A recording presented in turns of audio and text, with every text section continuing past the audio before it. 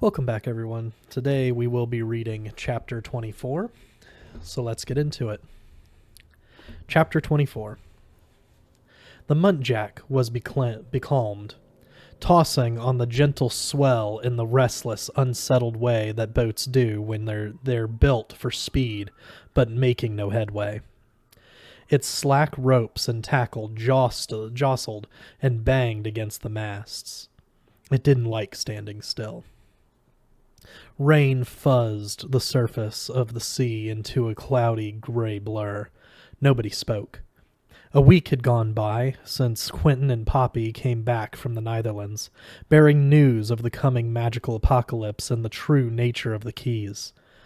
The long, low-ceilinged cabin where they ate their meals was filled with the sound of drops drumming on the deck overhead, so that they would have had to practically yell at each other to be understood anyway.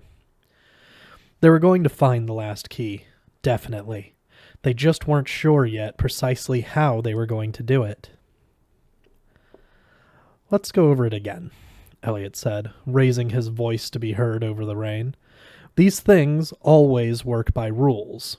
You just have to figure out what they are. You went through with Julia," he pointed at Quentin. "But you didn't take the key with you." "No." "Could it have fallen through before the door closed? Could it be in the grass on your parents' lawn?" "No, impossible." He was almost sure. No, he was sure.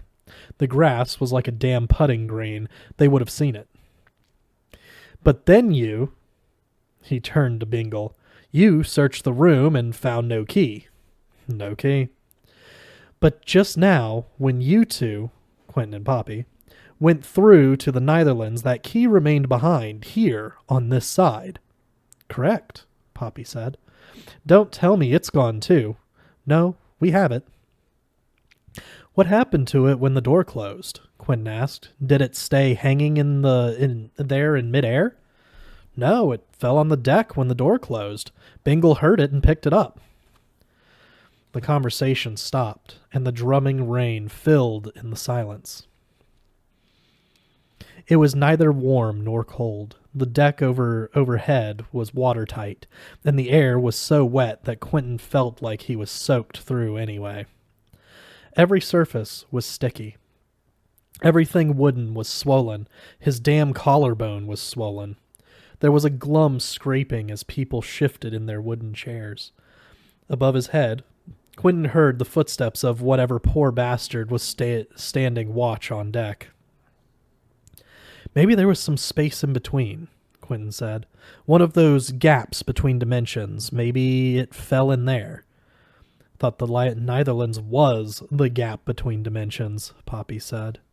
"It is, but there's a different gap, too. When a portal pulls apart, but we would have seen that." The Muntjac groaned softly as it swayed in place. Quentin wished Julia were here, but she was below with a fever that might or might not have been related to whatever else was going on with her. She'd been down ever since the fight for the last key. She lay on her bed, with her eyes closed but not sleeping, breathing quickly and shallowly. Quentin went down there a few times a day to read to her or hold her hand or make her drink water. She didn't seem to care much, but Quentin kept it up anyway. You never knew what might make a difference. "So you searched the whole after island," Quentin said. "We did," Elliot said. "Look, maybe we should call on Ember." "Call him?" Quentin said it more vehemently than he meant to. "I doubt if it'll do much good. If that fucking ruminant could get the key, he would just do it and leave us out of it." "But would he?" Josh asked. "Probably. He'll die, too, if Fillory goes." What is Ember anyway?" Poppy said. "I mean, I thought he was a god, but he's not like those silver guys." "I think he's a god in this world, but nowhere else," Quentin said. "That's my theory. He's just a local god. The silver gods are gods of all the worlds." Although Quentin was still in close touch with the exalted frame of mind he'd been in when he came back from the Netherlands, his connection to it had grown more tenuous. The urgency was still there. Every morning he woke up expecting to find magic shut off everywhere, like an unpaid power bill, and Fillory collapsing around him on all sides like the last days of Pompeii. And they were certainly making good time, or they had been till this morning. Admiral Lacker had found, tucked away in a secret wooden locker, a marvelous sail that caught light as well as wind. Quentin recognized it. The Chatwins had one aboard the Swift. It hung slack through most of the night, limping along on whispers of moon and starlight. But during the day it billowed out like a spinnaker in a gale and hauled the ship forward almost single-handedly, needing only to be trimmed according to the angle of the sun. That was all fine, but Fillory wasn't doing its part. It wasn't giving up the key. All the wonders seemed to be in hiding. In the past week, they had reached heretofore unknown islands, stepped out onto virgin beaches, infiltrated choked mangrove swamps, and scaled a rogue drifting iceberg. But no keys presented themselves. They weren't getting traction. It wasn't working. Something was missing. It was almost as if something had gone out of the air. A tautness had gone slack. An electric charge had dissipated. Quentin racked his brain to think what it was. Also, it wouldn't stop raining. After the meeting, Quentin forced himself to take a break. He lay down in his damp berth and waited for the heat from his body to propagate its way through the clammy, tepid bedclothes. It was too late to take a nap and too early to go to sleep. Outside his window, the sun was dropping over the rim of the world, or it must have been, but you couldn't tell. Sky and ocean were indistinguishable from each other. The world was the uniform gray of a brand new Etch-a-Sketch, the knobs of which hadn't yet been twiddled. He stared out at it, gnawing the edge of his thumb, a bad habit left over from childhood, his mind adrift in the emptiness. Somebody spoke. Quentin. He opened his eyes. He must have fallen asleep. The window was dark now. Quentin, the voice said again. He hadn't dreamed. The voice was muffled, directionless. He sat up.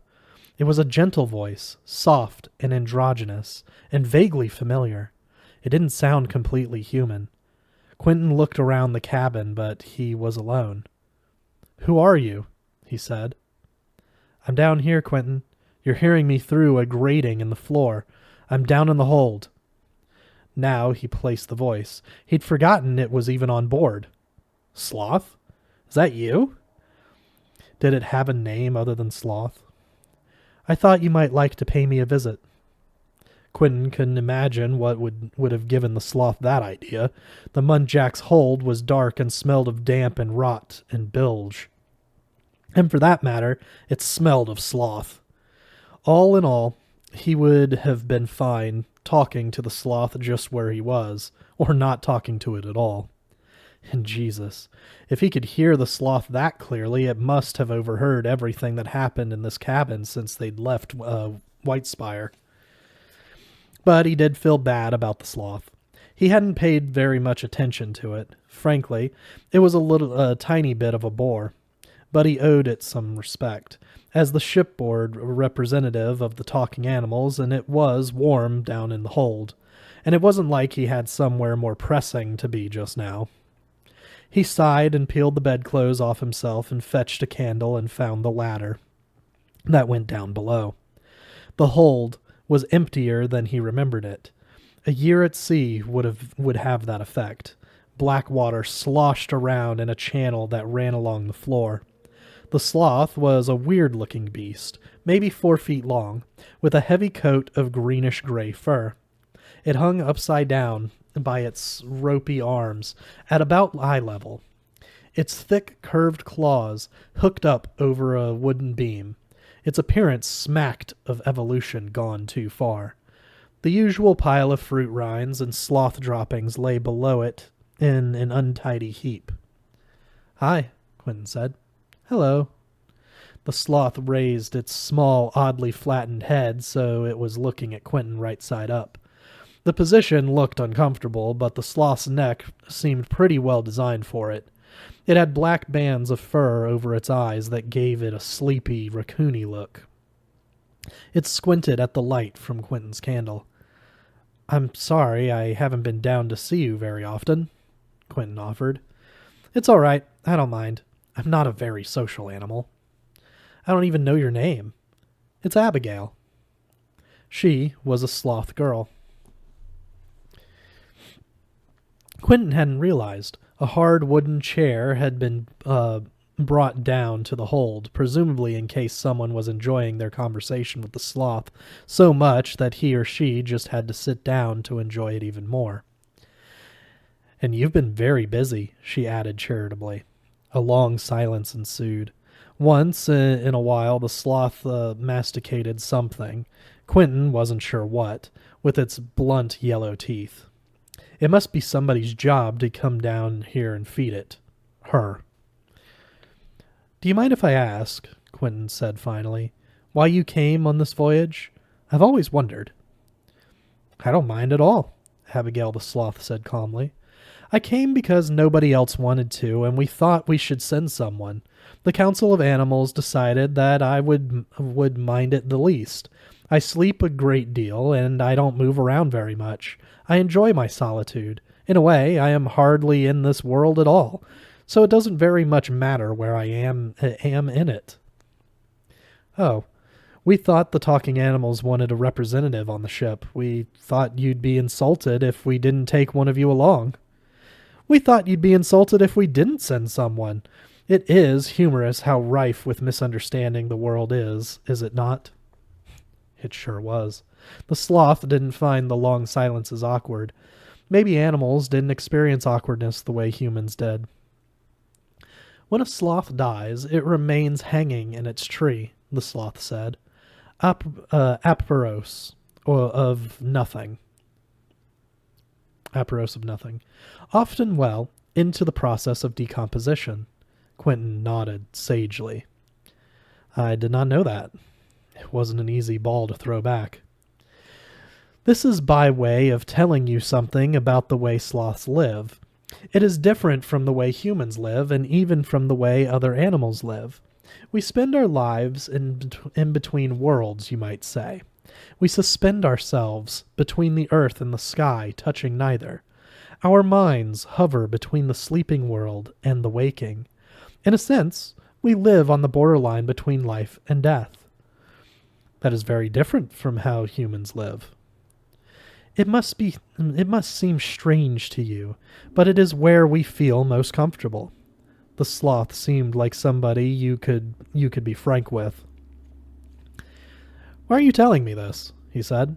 "I mean, I'm sure you have a reason, but I'm not making the connection. Is this about the key? Do you have an idea about how to find it?" He didn't know how much the sloth knew about what was going on above deck. Maybe she didn't even know they were on a quest.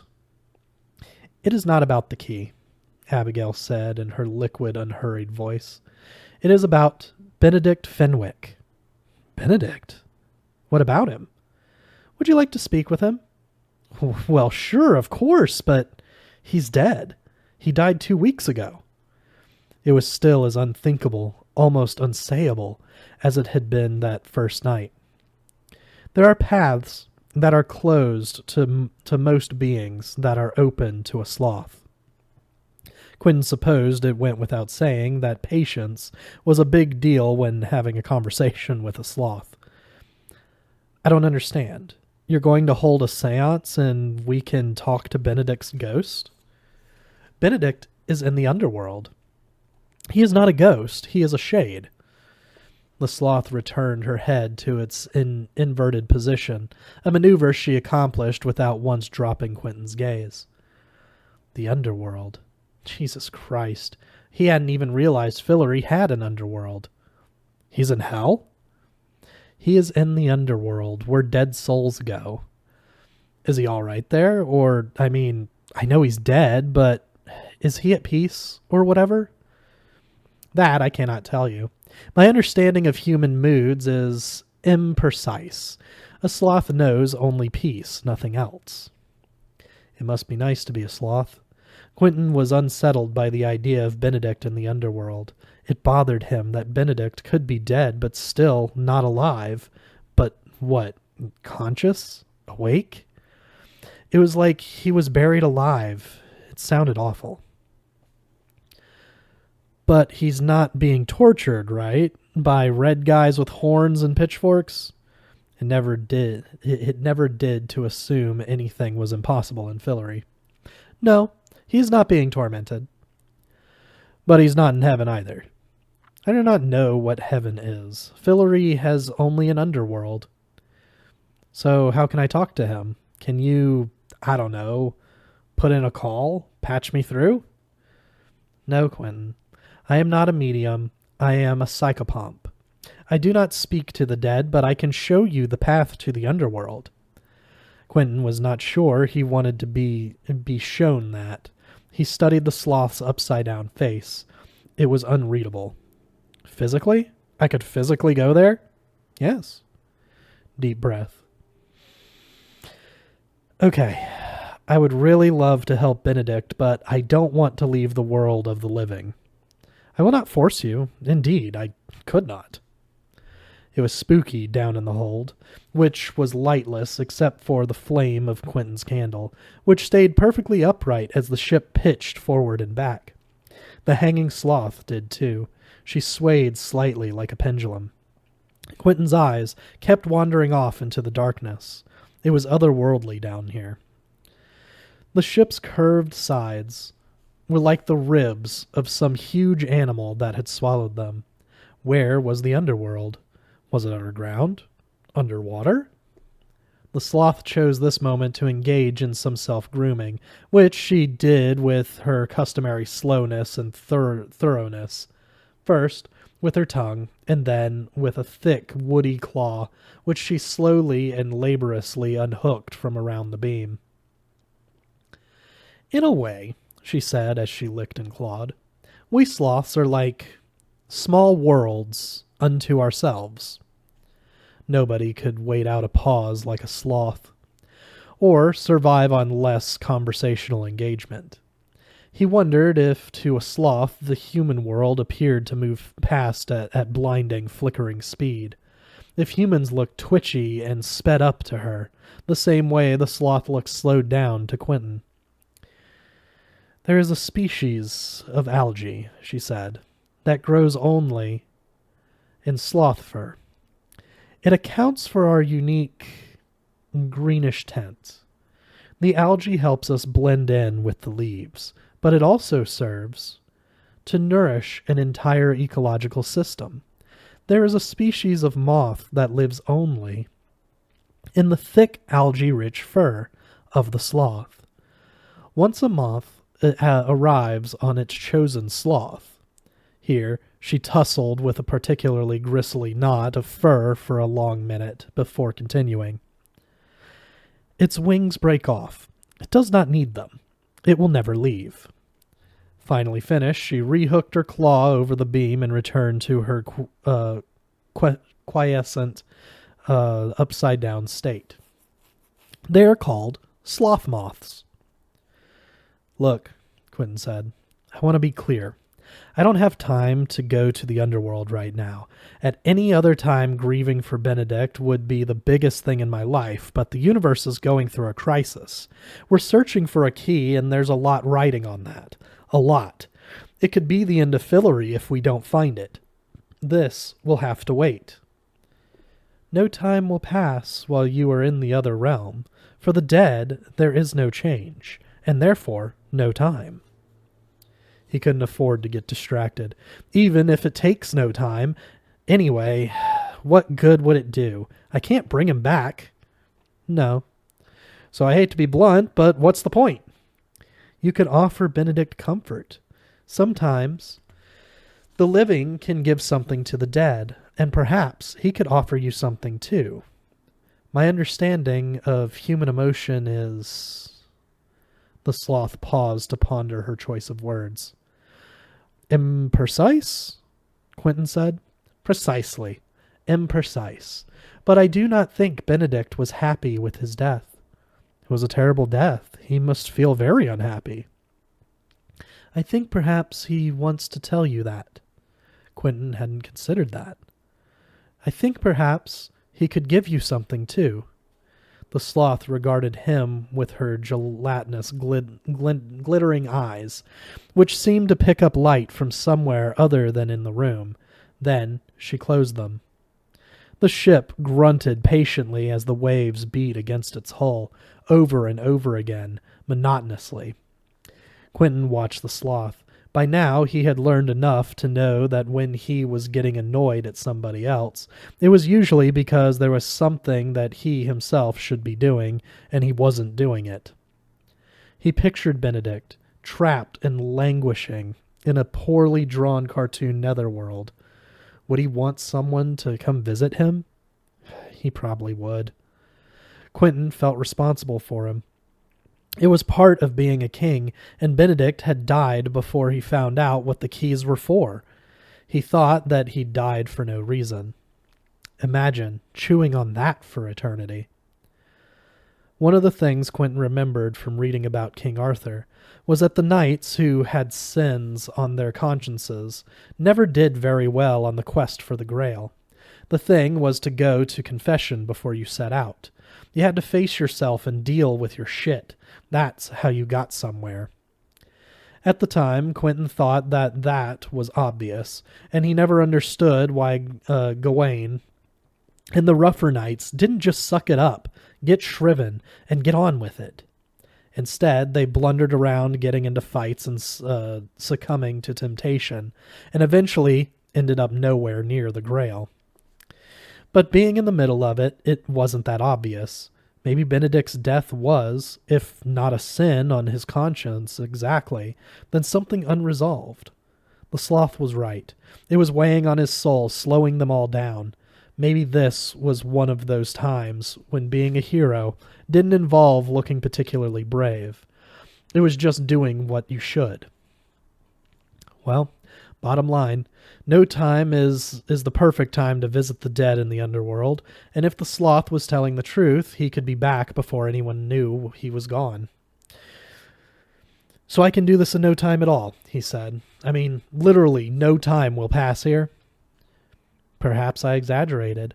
No time will pass while you are in the underworld, but you will have to make certain preparations before you go. And I can come back? You can come back. Okay. All right. Unless he changed, he was going to be visiting the underworld in his pajamas. Oh, unless he changed, he was going to be visiting the underworld in his pajamas. Let's get started. What do I need to do? I neglected to mention the ritual must be performed on land. Oh, right. Thank God. He could go back to bed after all. Hell, could wait. I thought we were going right here and now. Well, so I'll just pop down next time we get... There was a distant clatter of boots overhead and a bell rang. We just sighted land, didn't we? Quentin said. The sloth gravely closed her eyes and then opened them again. Indeed, yes, we just sighted land. Quentin was going to ask her how she did that, but stopped himself. Because asking would mean that he'd have to sit through the answer, and he'd had about enough slothy wisdom for the time being.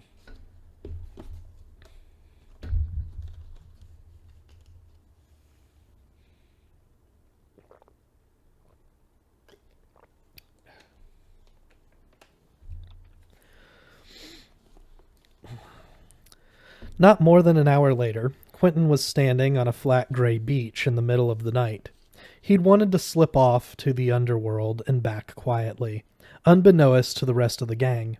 Then maybe he would bring it up later, just drop it into conversation that, by the way, he'd been to hell and back. No big thing, why do you ask? Benedict says hi. He hadn't planned on doing this in front of an audience, but an audience had assembled. Elliot, Josh, Poppy, and even Julia, who had roused herself from her stupor to observe. Bingle and one of the sailors stood nearby with a long oar, resting between them on either shoulders. And from the oar dangled the sloth. They had carried it out to the beach like that, like a side of beef. It had seemed the easiest way. Of them all, only Poppy didn't seem convinced he should go. "I don't know, Quentin," she said. "I'm just trying to picture it. It's not like visiting somebody in the hospital. Get well soon. Here's a bunch of balloons to tie to the bedpost. Imagine if you were dead. Would you want the living to visit you when you knew you couldn't go back with them? I'm not 1,000% sure I would. It seems a little like rubbing it in. Maybe you should let him rest in peace." But he wasn't going to. What's the worst that could happen? Benedict could send him away if he wanted. The others hugged themselves in robes and overcoats in the chilly air. The island wasn't much more than an overgrown sandbar, flat and featureless. The tide was out, and the sea was not so much calm as limp. Every few minutes it worked up enough energy for a wave that rose up half a foot and then flopped onto the strand with a startling smack, as if to remind everyone that it was still there. "I'm ready," Quentin said. "Tell me what to do." The sloth had asked them to bring a ladder and a long flat board from the ship. Now it instructed them to stand them up and lean the two together to form a triangle. The ladder and board didn't want to stay like that. The triangle kept collapsing. So Josh and Elliot had to hold them up, as a former physical kid, Quentin, was used to making magic out of unpromising raw materials, but this was crude even by his standards. The crescent moon of Fillory looked down on them, flooding the scene with silver light. It rotated eerily, swiftly. Once every 10 minutes or so its horns were always pointing in a different direction. "Now, climb the ladder." Quentin did. Elliot grunted with the effort of keeping it upright. Quentin got to the top. "Now, slide down the slide." It was clear what the sloth meant. He was supposed to slide down the plank like a playground slide, though this wasn't a playground slide, and it was a bit of a circus act to get into position without any bars to hang on to.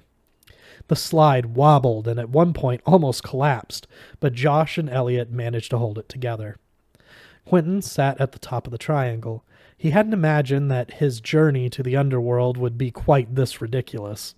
He'd rather hoped it would involve drawing unholy sigils in the sand and in letters of fire 10 feet high, and flinging open the portal to hell. You can't win them all. "Slide down the slide," the sloth said again. It was a raw pine board, so he had to scooch himself along for a few feet, but eventually he managed to slide the rest of the way to the bottom. He was ready at any moment for a splinter to stab him in the ass, but none did. His bare feet planted in the firm, cold sand. He stopped. "Now what?" he called. "Be patient," said the sloth. Everyone waited. A wave flopped. A gust of wind ruffled the fabric of his pajamas. "Should I try wiggling your toes a little?" Quentin wiggled them deeper into the cold, damp beach. He was about to get up and call it a night when he felt his toes break through something into nothing, and the sand gave way and he slid down through it. The moment he passed beneath the sand, the slide became a real slide, made of metal with metal guardrails, a playground slide. He slid down it in total darkness, with nothing around him as far as he could tell. It wasn't a perfect system. Every time he got up a decent head of speed, he would get stuck and have to scooch again, his butt squeaking loudly in the pitch black. A light appeared, far ahead and below him. He wasn't moving very fast, so he had plenty of time to check it out on his way down. It was an ordinary unshaded electric light set in a brick wall. The brickwork was old and uneven and could have used some repointing. Below, the light was a pair of metal double doors painted a gray-brown. They were absolutely ordinary, the kind that might have opened onto a school auditorium. In front of it stood someone who looked too small to be standing in front of the entrance to hell. He might have been 8 years old. He was a sharp-looking little boy with short black hair and a narrow face. He wore a little boy-sized gray suit with a white shirt but no tie. He looked like he'd gotten fidgety in church and come outside for a minute to blow off steam. He didn't even have a stool to sit on, so he just stood in place, as well as an 8-year-old boy can. He tried and failed to whistle. He kicked at nothing in particular. Quentin thought it prudent to slow down and stop about 20 feet from the bottom of the slide. The boy watched him. "Hi," the boy said. His voice sounded loud in the silence. "Hi," Quentin said. He slid down the rest of the way, then stood up as gracefully as he could. "You're not dead," the boy said. "I'm alive," Quentin said. "But is this the entrance to the underworld?" "You know how I could tell you were alive?" The boy pointed behind Quentin. "The slide. It works much better if you're dead." "Oh, yes. I got stuck a few times." Quentin's skin prickled just standing there. He wondered if the boy was alive. He didn't look dead. "Dead people are lighter," the boy said. "And when you die, they give you a robe. It's better for sliding than regular pants." The bulb made a bubble of light in the darkness. Quentin had a sense of towering emptiness all around him. There was no sky or ceiling. The brick wall seemed to go up forever. Did go up forever, as far as he could see. He was in the sub-basement of the world. Quentin pointed behind him at the double doors. "Is it all right if I go inside?" "You can only go inside if you're dead. That's the rule." "Oh." This was a setback. You'd think Abigail the Sloth would have briefed him on that wrinkle. He didn't relish the thought of trying to climb back up that long slide, if that was how you got back to the upper world at all. He seemed to remember from being a kid that it was possible, just about, but that slide must have been half a mile long. What if he fell off? Or what if somebody died and came sliding down it while he was going up? But it would also be a relief. He could get back to business, back to the search for the key. "The thing is, my friend Benedict is inside, and I need to tell him something." The boy thought for a minute. "Maybe you could tell me, and then I'll tell him?" "I think it should come from me." The boy chewed his lip. "Do you have a passport?" "A passport? I don't think so." "Yes, you do. Look." The boy reached up and took something out of the shirt pocket of Quentin's pajamas. It was a piece of paper folded in half. It took Quentin a beat to recognize it. It was the passport the little girl had made for him. What was her name? Eleanor, all the way back on the outer island. How had it gotten into his pocket? The little boy studied it with an 8-year-old's version of intense bureaucratic scrutiny. He looked up at Quentin's face to compare it with the picture. "Is this how you spell your name?" The boy pointed. Under his picture, Eleanor had written in colored pencil, all capitals, K-E-N-G.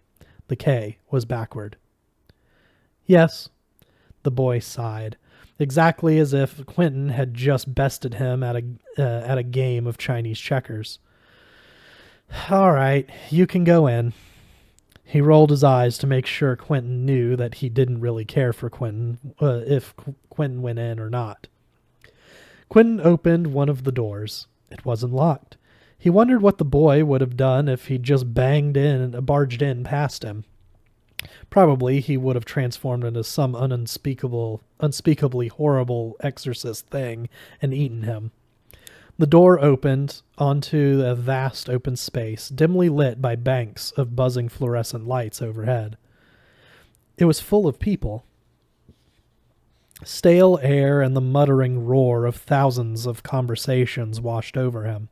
The place was a gymnasium, or that was the closest analogy he could come up with off the cuff. A recreation center. The people in it were standing and sitting and walking around, but mostly what they were doing was playing games. Right in front of him, a foursome was listlessly swatting a shuttlecock back and forth over a badminton net. Farther off, he could see a volleyball net set up that no one was using, and some ping pong tables. The floor was heavily varnished wood and striped with the overlapping curving lines of various indoor sports, painted over each other at odd angles in odd colors, the way they were in school gyms. The air had the empty, echoing quality of large stadiums, where sound travels a long way but doesn't have much to bounce off of, so it just gets gray and ragged and indistinct. The people, the shades, he supposed, all looked solid, though the artificial light washed all the color out of them. Everybody wore loose white exercise clothing. His pajamas wouldn't look that out of place after all. The dry air pressure pushed into his ears. Quentin resolved to take everything as it came, not think too hard, not try to figure it out, just try to find Benedict. That's why he was here. This was a situation where you really needed a Virgil to show you around. He looked behind him, but the doors had already closed. They even had those long metal bars on them that you press to open instead of a doorknob. Just then, one of the doors opened, and Julia slipped inside. She looked around the room the same way Quentin had, but without his air of utter bewilderment. Her ability to take things in stride was just awesome. Her fever and her listlessness seemed to be gone. The door closed behind her with a metallic clunk. For a second, he thought she was dead, and his heart stopped. "Relax," she said. "I thought you might want company." "Thank you." His heart started up again. "You were right, I do. I'm so happy you're here." The shades didn't seem especially happy to be in the underworld. They mostly looked bored. Nobody was running for shots on the badminton court. They were swinging limp-wristed, and when somebody netted a shot, his partner didn't look especially pissed off about it. Mildly chagrined, maybe, at most. They didn't care. There was a scoreboard next to the court, but no one was keeping score. It showed the final score of the game before it, or maybe the game before that. In fact, a lot of them weren't playing games at all. They were just talking or lying on their backs, staring up at the buzzing fluorescent lights, saying nothing. The lights hardly even made sense. There was no electricity in Fillory. "Did he take your passport?" Quentin said. "No, he didn't say anything at all. He did not even look at me." Quentin frowned at that. "Weird." "We'd better start looking," he said. "Let us stay together." Quentin had to force himself to start walking. The deeper they went into the throng, it felt like the greater the risk that they would get stuck here forever, whatever the sloth said. They threaded their way between the different groups, sometimes stepping over people's legs, trying not to tread on people's hands, like it was a crowded picnic. He was worried he would attract attention by being alive, but people just glanced up at him and then looked away. It wasn't an underworld like in Homer or Dante, where everyone was dying to talk to you. It was more depressing than spooky, really. It was like visiting a summer camp or a senior center or somebody else's office. It's all well and good, but the knowledge that you don't have to stay here, that you can go home at the end of the day and never come back, makes you so relieved you get dizzy. Not all the equipment was in its first youth. Some of it was actually fairly shabby. The board games had cracked leathery creases across the center where they folded up, and some of the badminton rackets were waving a loose string or two. He got his first real shock when he saw Fen. He should have expected it. She'd been one of his guides on their trip down into Ember's tomb. She was the good one, the one who didn't betray them. He barely knew her in life, but she was unmistakable, with her fishy lips and her short, dykey haircut. The last time he'd seen her, she was being simultaneously crushed and set on fire by a giant made of red-hot iron. Now she looked as healthy as she ever had, if a little wan. Playing a slow-paced, low-pressure game of ping-pong. If she recognized him, she didn't show it. Now he allowed himself to wonder the thing he'd been trying not to wonder ever since the sloth first brought it up, whether Alice was here.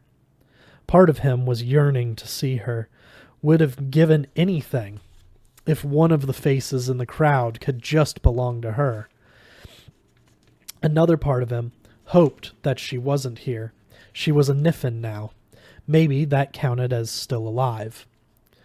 There were big metal pillars here and there holding up the ceiling, and Benedict was sitting leaning against one of them, staring off into the pale, empty distance. Half a game of solitaire was arranged in front of him, but he'd lost interest in it, even though it was pretty obvious he wasn't stuck. He could put a red 5 on diamonds on a 6 of clubs. He looked more like the Benedict Quentin had first met in the map room than the sun-tanned bravo he'd become on board the Muntjac. He was pale and thin-armed, with his old black bangs falling over his eyes. His hair had grown back. He looked like a sullen Caravaggio youth. Death made him seem younger. Quentin stopped. "Hello, Benedict." "Hello," Julia said.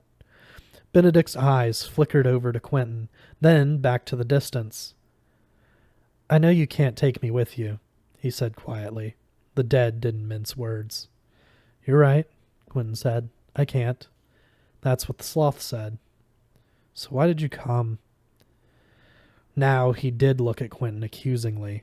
Quentin had worried that he would have a gaping wound in his neck, but it was smooth and whole. He's not a zombie, he's a ghost, Quentin reminded himself. No, a shade. "I wanted to see you again." Quentin sat down next to him and leaned back against the pillar, too. Julia sat down on his other side. Together, the three of them looked out at the milling throngs of dead people.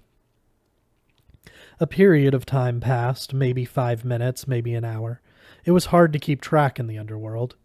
Quentin would have to watch that.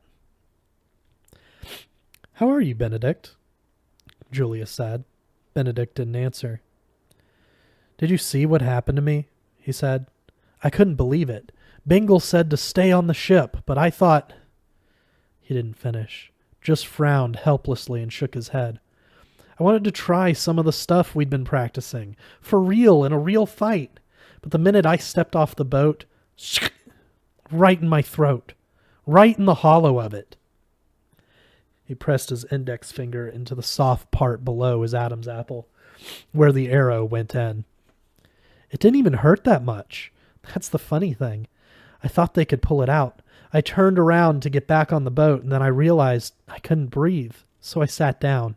My mouth was full of blood. My sword fell in the water. Can you believe I was worried about that? I was trying to figure out whether we could dive down later and get my sword back. Did anybody get it?" Quentin shook his head. "I guess it doesn't matter," Benedict said. "It's just a practice sword." "What happened next? You went down the slide?" Benedict nodded. Quentin was evolving a theory about that. The slide was humiliating. That's what it was. Deliberately embarrassing. That's what death did. It treated you like a child, like everything you had ever thought and done and cared about was just a child's game, to be crumpled up and thrown away when it was over. It didn't matter. Death didn't respect you. Death thought you were bullshit, and it wanted to make sure you knew it. "So did you get the key?" Benedict said. I wanted to tell you about that, Quentin said. We did get the key. There was a big fight, and we got the key, and it turned out to be really important. I wanted you to know that. But nobody else got killed, just me. Nobody else died. I got stabbed in the side. Not much to brag about under the circumstances. But what I wanted to tell you is that it was important, what we were doing. You didn't die for nothing. Those keys, we're going to use them to save Fillory. There was a point to it all. Without them, all magic is going to go away, and the whole world will collapse. But we can use the keys to fix it. Benedict's expression didn't change. But I didn't do anything, he said. My dying didn't make a difference. I could have just stayed on the boat. We do not know what would have happened, Julia said. Benedict ignored her again. He cannot hear me, Julia said to Quentin. Something strange is going on. No one here can see or hear me. He does not know I am here. Benedict, can you see Julia? She's sitting right next to you. No. Benedict frowned the way he used to, like Quentin was embarrassing him. I don't see anybody, just you. I'm like a ghost here, she said. A ghost among ghosts. A reverse ghost? What was different about Julia that the dead couldn't see her? It was a serious question, but not one they were going to answer right now. Instead, they watched the crowd some more and listened to the ka-tack of the ping pong games. For all the time they had to practice, the dead didn't seem to be that good at it. Nobody ever tried for a slam or a fancy serve, and the rallies only ever went a few shots before the ball hit the net or went bouncing off into the ground or into the crowd. This whole place, Benedict said, it's like somebody almost tried to make it nice with all the games and stuff, but then they didn't quite care enough to think it through. You know what I mean? I mean, who gives a shit?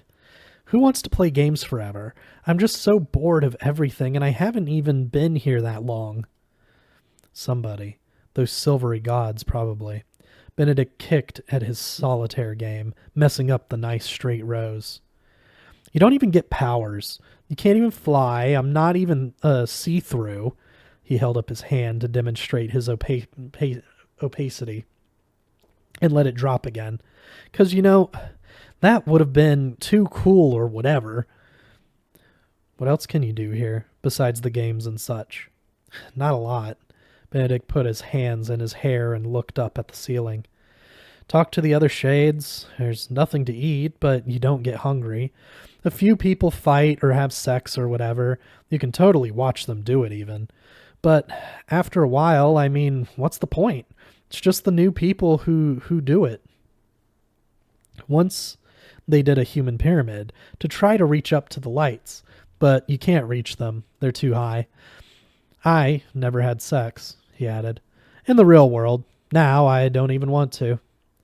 Quentin talked on for a while, filling Benedict in on everything that had been happening. Did you have sex with that Poppy girl yet? Benedict said, interrupting.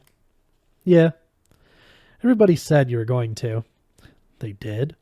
Julia, a ghost, smirked. Out of the corner of his eye, Quentin couldn't help but notice that they were attracting some attention. Nothing obvious, but a couple of people were pointing at them. A kid, he might have been 13, stood there watching him fixedly. Quentin wondered how he died. I'm starting to understand, Julia said. It is really gone. The part of me that was human, the part of me that could die, it is gone, Quentin. I have lost it forever. That is why they cannot see me. She was talking to him, but her black eyes were fixed on the distance. I'm never going to be human again. I did not understand it until now. I have lost my shade. I suppose I knew it. I just did not want to believe it. He started to answer, to tell her he was sorry for what she had lost. Sorry he couldn't do more. Sorry for everything that hadn't happened, whatever it was. But there was so much he didn't understand. What did it mean, losing your shadow? Or how did it happen? How did it feel? Was she less than human now, or more? But she held up her hand, and then Benedict spoke. I hope you fail, he said suddenly, as if he'd just made a decision about it. I hope you never find the key and everybody dies and the world ends. You know why?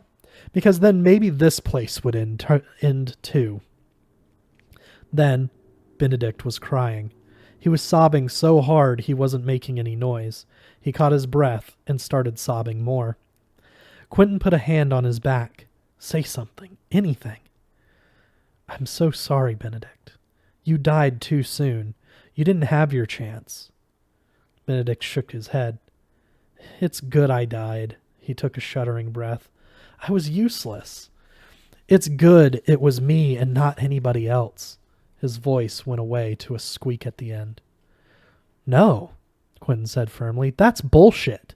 You were a great map maker, and you were going to be a great swordsman, and it's a fucking tragedy that you died. Benedict nodded at this too. Will you say hi to her for me? Tell her I liked her. Who do you mean?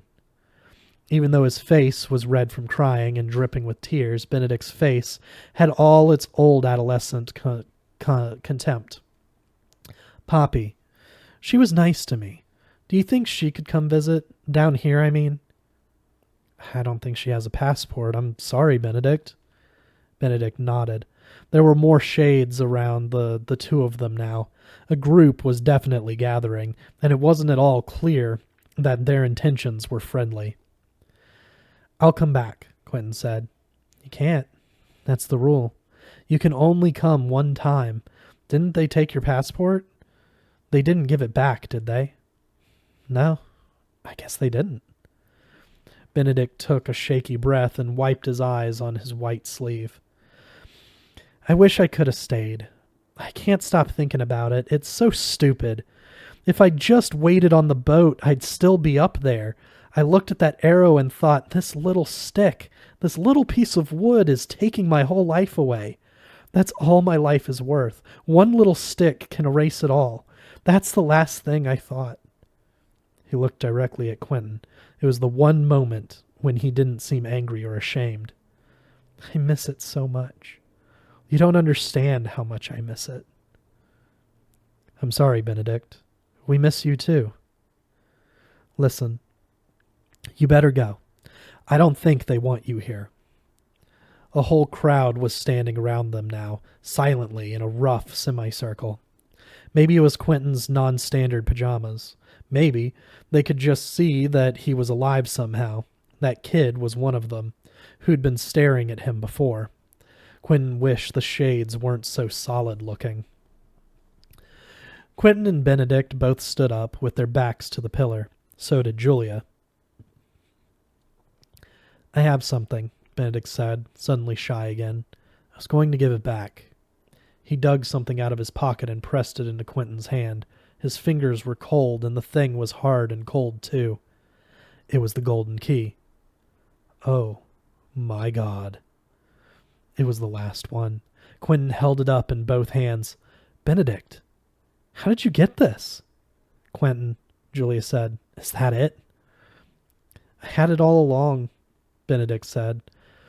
After you and Queen Julia went through the door, I picked it up when no one was looking. I didn't know why. I didn't know how to give it back. I thought maybe I'd pretend to find it. I'm sorry. I wanted to be a hero. Don't be sorry. Quentin's heart was hammering in his chest. This was it. They were going to win after all. Don't be sorry at all. It doesn't matter. Then it came down here with me when I died. I didn't know what to do. You did the right thing, Benedict. He'd been so wrong about everything. After all that, he hadn't had to kill a monster or solve a riddle. He just had to come down here to see how Benedict was doing. Thank you. You are a hero. You really are. You always will be. Quentin laughed out loud and clapped poor Benedict on the shoulder. Benedict laughed too, reluctantly, and then not so reluctantly. Quentin wondered when the last time was that anybody laughed down here. "It is time," Julia said. "I am ready." It was. It was time to go, if that's what she meant. But the shades didn't seem to want them to leave. They stood around them in a semicircle, maybe 100 of them, blocking the way back to the door. He couldn't push his way through them. There were too many. He backed up, hoping to get the pillar in between him and the mob, trying to think. His heart leaped for a second when he spotted Jollibee sitting on the floor maybe 50 yards away, with his good legs and his big beard. But he was just watching. Too apathetic even to stand up. He wasn't going to do anything. The key. He could open a portal. Quentin jabbed at the air with it frantically, but it didn't catch on anything. He couldn't find the lock. He jabbed more vigorously and more wildly.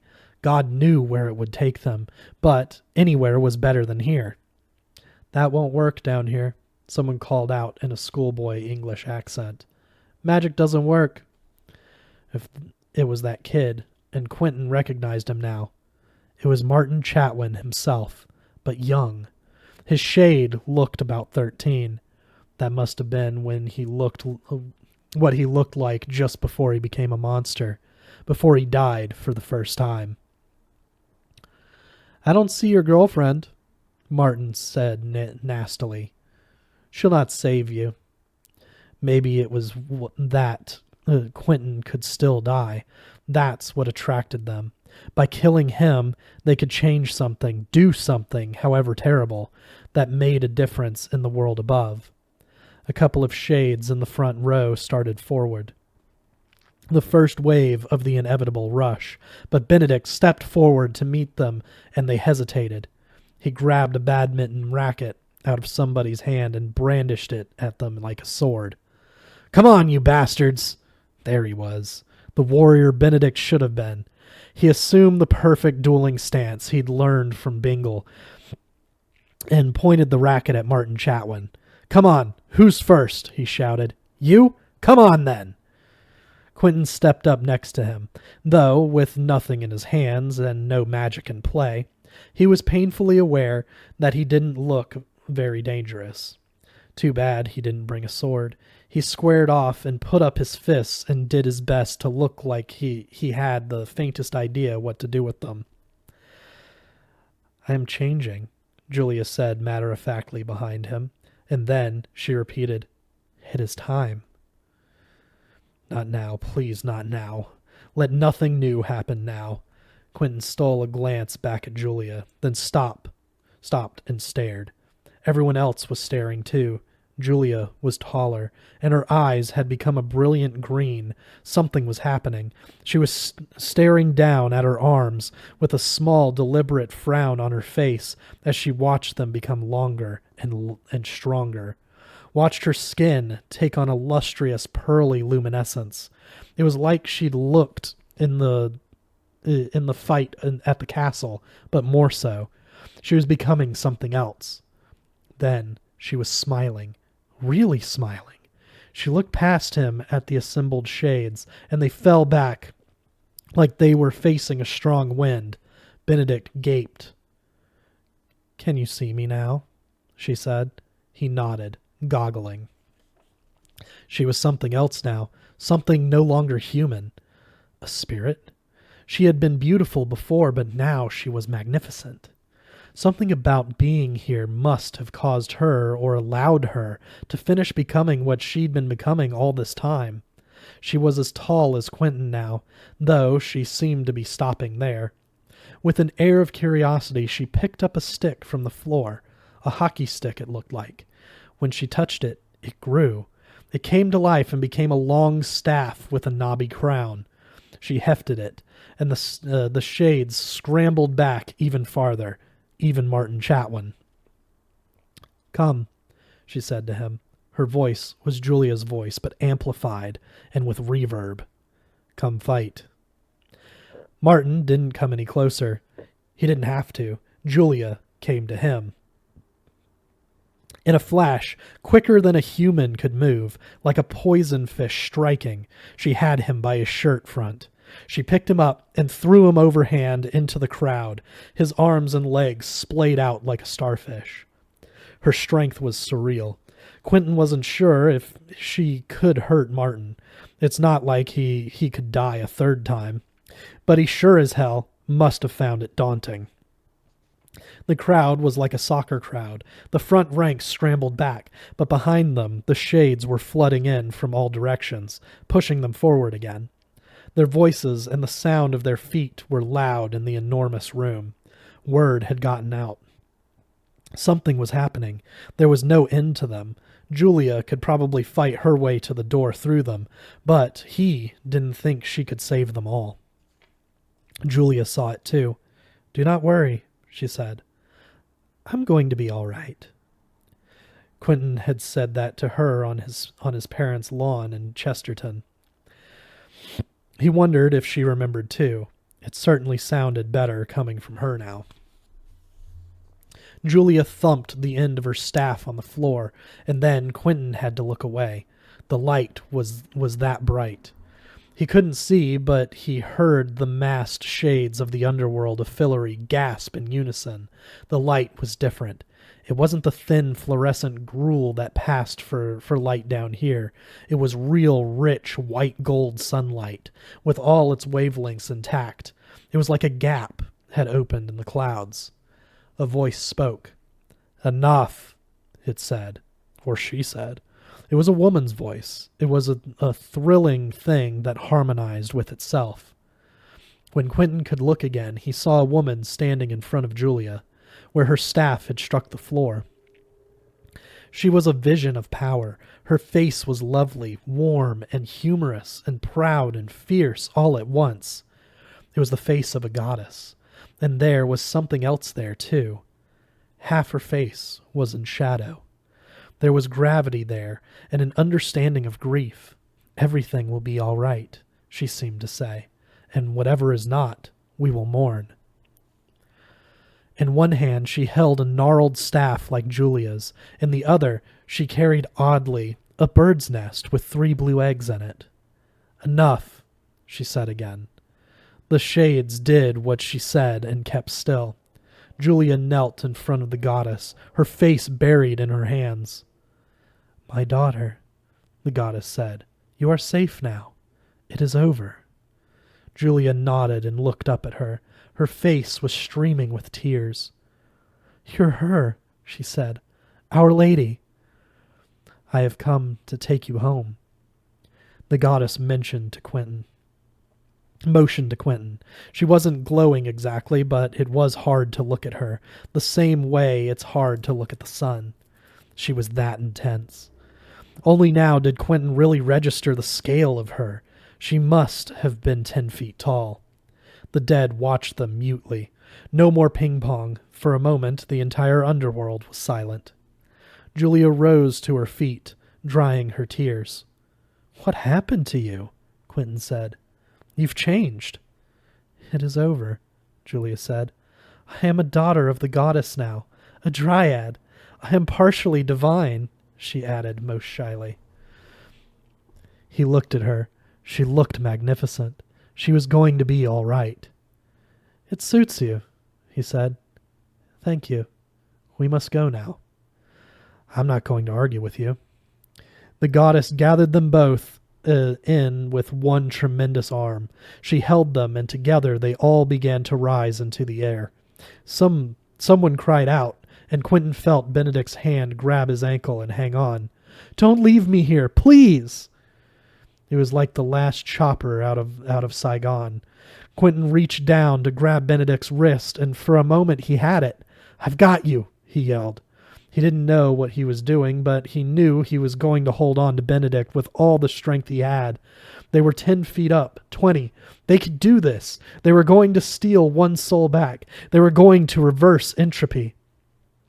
Death would win the war, but it wasn't going to do it with a perfect record. "Hang on!" But Benedict couldn't hang on. His hand slipped from Quentin's, and he fell back down among the shades without a word. They were flying up past the fluorescent lights, and then up through where the ceiling would have been. There was nothing more he could do. without Benedict to hang on to. Quentin gripped the key so hard it bit into his palm. He had lost Benedict, but he wasn't going to lose that. They rose up into the darkness, through fire, through earth, through water, and then out into the light again.